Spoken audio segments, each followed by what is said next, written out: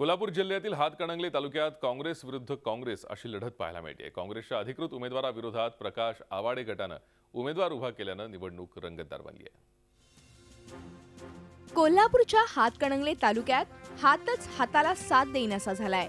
हातकणंगले विधानसभा मतदारसंघात जिल्हा परिषद आणि पंचायत समितीचे उमेदवार ठरवण्याचा अधिकार काँग्रेस पक्षाने माजी खासदार जयवंतराव आवळे यांना दिला होता, तर इचलकरंजी विधानसभा मतदारसंघातील उमेदवार ठरवण्याचा अधिकार माजी मंत्री प्रकाश आवाडेंना दिला।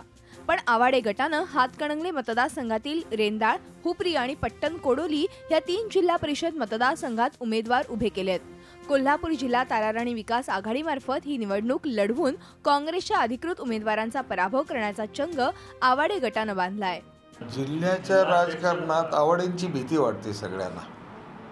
आवाडे जर प्रबळ झाले, आवाडे जर जिल्ह्याच्या राजकारणात त्यांनी लक्ष घातलं तर हे सगळे अडचणीत येतील। यांनी काहीच केलं नाही, आम्ही खूप करून दाखवू अशा पद्धतीचा फरक लोकांच्या समोर येईल। खूप करायची इच्छा होती, स्पिरिट होतं। आता खूप नुकसान झालं या सगळ्यामुळे। काँग्रेस लक्षात येईलच या निवडणुकीत। या निमित्तानं प्रकाश आवाडे विरुद्ध जयवंतराव आवळे असा थेट सामना रंगणार आहे।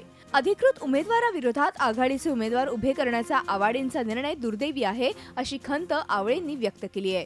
मी 20 वर्ष गप बसलो, पण 25व्या वर्षी ज्या वेळेला मला मंत्री केलं ना, कोल्हापूरचा डायरेक्ट कॅबिनेट मंत्री झालो मी। एवढा न्याय दिला पक्षाने मला।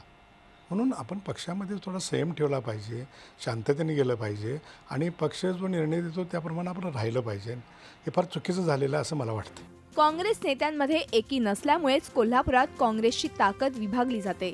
जिल्हा परिषद आणि पंचायत समिती निवडणुकीच्या पार्श्वभूमीवर हे चित्र पुन्हा पाहायला मिळतंय।